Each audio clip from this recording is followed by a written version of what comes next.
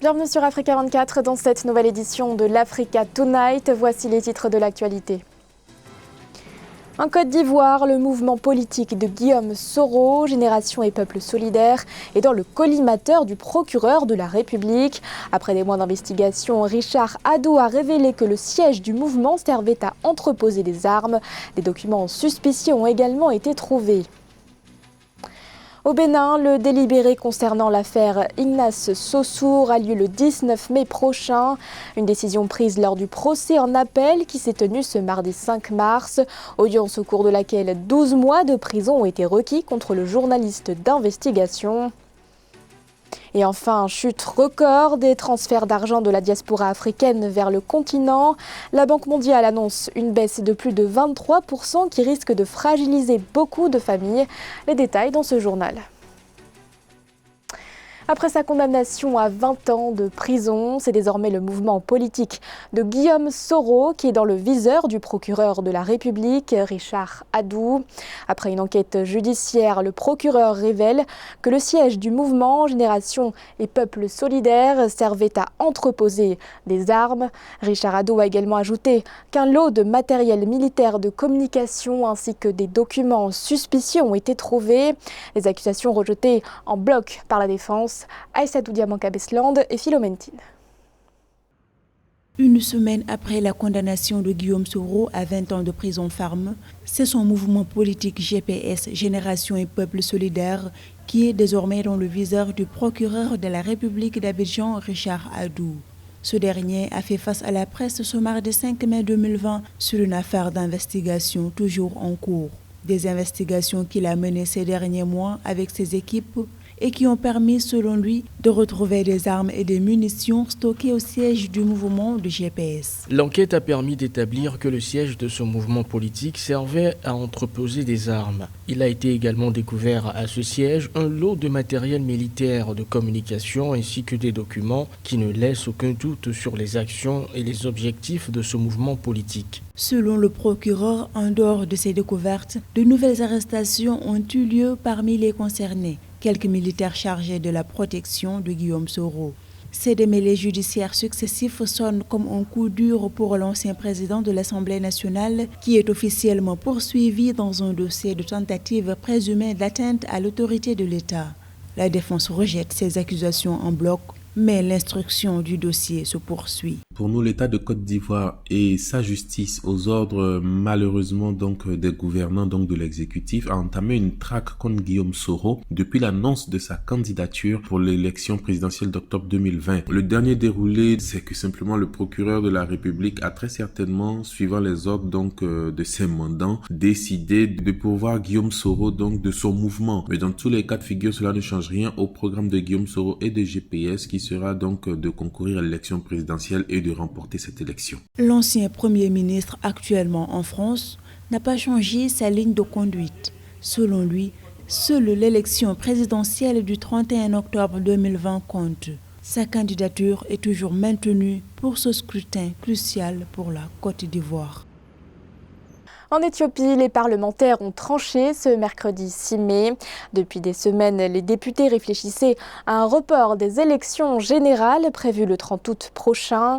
Un report à la fois inévitable en raison du coronavirus, mais aussi urgent car le mandat des députés arrive à expiration le 30 septembre 2020. Après d'intenses pourparlers, les parlementaires ont décidé de recourir à une instance spécialisée dans les questions constitutionnelles. La problématique de ce report sera donc traitée par la Chambre de la Fédération. Mais entre-temps, la région du Tigré a décidé de maintenir le scrutin électoral. Une décision annoncée ce lundi 4 mai par le Front de libération du peuple tigré. Le parti accuse le Premier ministre Abiy Ahmed d'utiliser la pandémie de Covid-19 pour repousser une échéance électorale qui lui est défavorable. C'est une première depuis le milieu des années 1990. Le Soudan a nommé un ambassadeur aux États-Unis. Il s'agit de Noureldin Sati, diplomate chevronné. Il a notamment été ambassadeur en France et a œuvré pour des missions onusiennes de maintien de la paix au Congo et au Rwanda. Fanny Mounichi et Nani Claude Bessa. Cela n'était pas arrivé depuis 23 ans. Un ambassadeur soudanais a été nommé aux États-Unis. Noureldine Sati, diplomate expérimenté, ancien ambassadeur en France et ancien collaborateur des Nations Unies, a été désigné.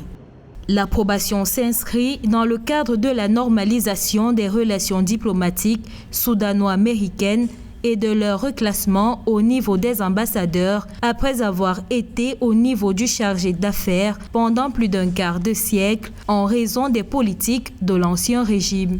Une nouvelle étape dans le rapprochement entre Khartoum et Washington et qui intervient après la visite en décembre dernier du Premier ministre soudanais Abdallah Hamdok aux États-Unis. Visite au cours de laquelle la nomination d'un ambassadeur avait déjà été évoquée. Les relations entre les deux pays sans jamais être totalement rompues étaient restées tendues tout au long des années Omar el-Béchir jusqu'à la destitution de l'ancien président le 11 avril 2019. Maintenant, la chute d'Omar el-Béchir marque une nouvelle ère politique pouvant renforcer une coopération bilatérale entre les deux États. Surtout que de manière symbolique, les États-Unis, par cette annonce, expriment leur volonté à soutenir la transition démocratique soudanaise.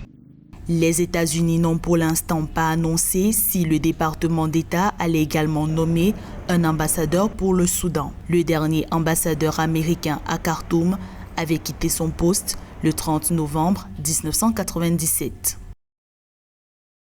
Et toujours au Soudan, 30 personnes ont été tuées dans des violences intercommunautaires dans l'état du Darfour Sud.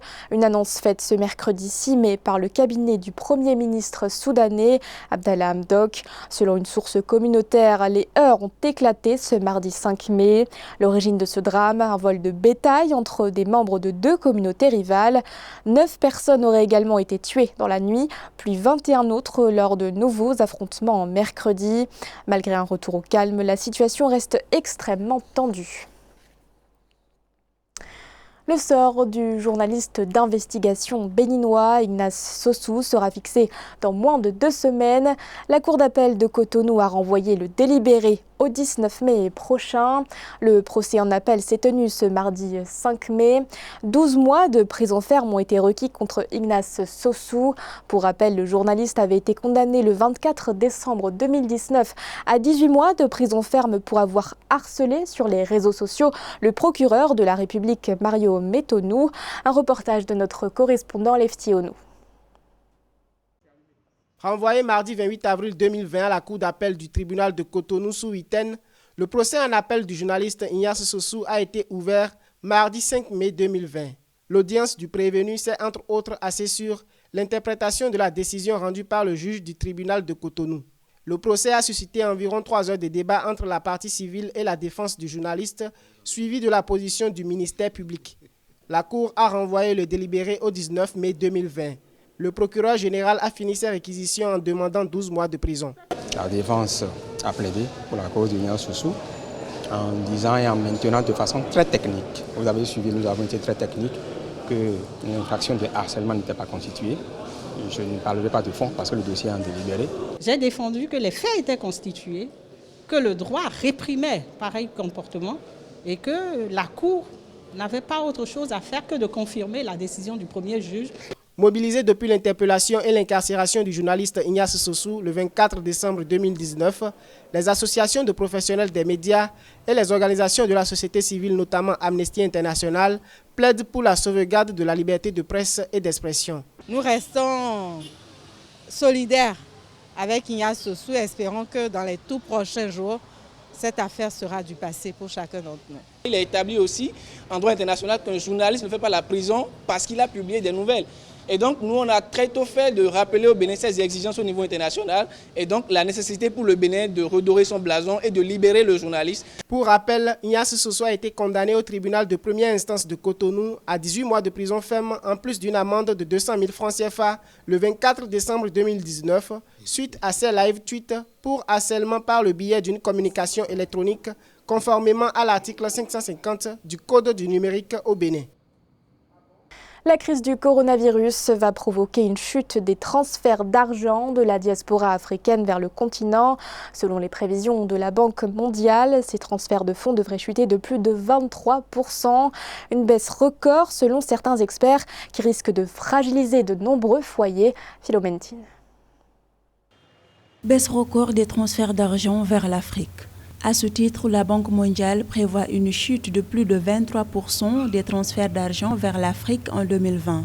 La pire récession depuis 25 ans dont fait face le continent induite par la pandémie de coronavirus en est la conséquence, d'après l'institution de Bretton Woods. Si nous prenons en compte cette privation, l'impact sera très drastique pour les économies africaines. La privation de tels fonds aurait un impact significatif dans l'équilibre également de la balance commerciale de ces États, parce qu'on imagine que la majeure partie des fonds qui sont transférés en Afrique subsaharienne, ces fonds viennent également aider les populations qui sont très pauvres. Une telle privation va renforcer encore les inégalités sociales sur le continent africain. Le volume des envois de fonds vers le continent africain devrait chuter à 37 milliards de dollars pour l'année en cours en raison de la crise économique du coronavirus. Alors que le montant devait atteindre 48 milliards de dollars en 2020, selon les projections initiales de la Banque mondiale.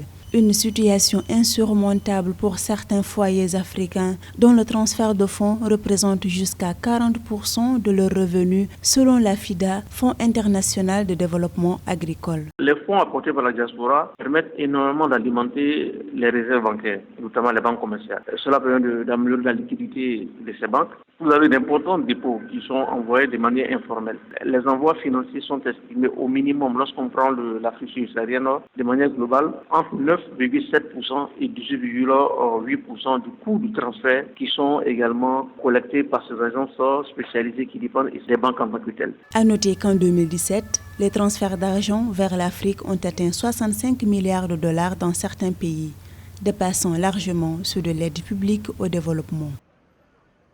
Le Sénégal annonce la reprise progressive des classes à partir du 2 juin. Une décision annoncée par le gouvernement mais qui ne fait pas l'unanimité auprès du personnel enseignant, notamment auprès des syndicats. Pour rappel, les écoles sont fermées depuis le 16 mars dernier. Un reportage d'El Hadji Ndiaye, notre correspondant au Sénégal.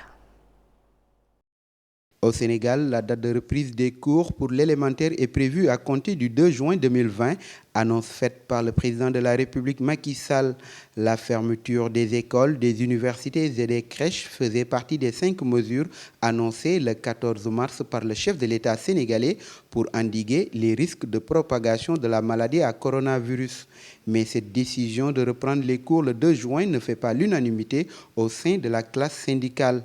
C'est une situation inédite avec un contexte international dû au coronavirus. Il y a bel et bien des moyens de réaménager les calendriers scolaires et universitaires pour sauver la vie. Réunir les acteurs et assurer leur déplacement au quotidien reste un défi majeur selon le syndicaliste Mamoudou Lamine Dianté. Pour lui, les parents n'auront pas à choisir entre les études et la vie de leurs enfants. Parce que simplement les conditions qui prévalent dans nos établissements scolaires et universitaires avec les effectifs pléthoriques constituent un terreau fertile pour la propagation du virus. S'agissant de l'enseignement supérieur, le Conseil a recommandé aux académies de réfléchir sur les modalités de reprise globale des enseignements dans la période du 2 au 14 juin 2020. C'est la deuxième fois que la reprise des enseignements scolaires et universitaires, suspendus depuis le 16 mars en raison du coronavirus, fait l'objet d'un report. La réouverture des classes prévue dans un premier temps le 6 avril avait une première fois été repoussée au 4 mai. Au 5 mai 2020, le Sénégal compte 1329 cas de Covid-19 depuis son apparition le 2 mars 2020. Et sachez que de son côté, le gouvernement béninois a fixé la reprise des cours au 11 mai prochain. Cette reprise concerne les élèves de CM2, de collège et de lycée, ainsi que les étudiants. Ce journal a été réalisé par l'ensemble de la rédaction. Merci de votre fidélité. L'actualité continue sur Africa 24.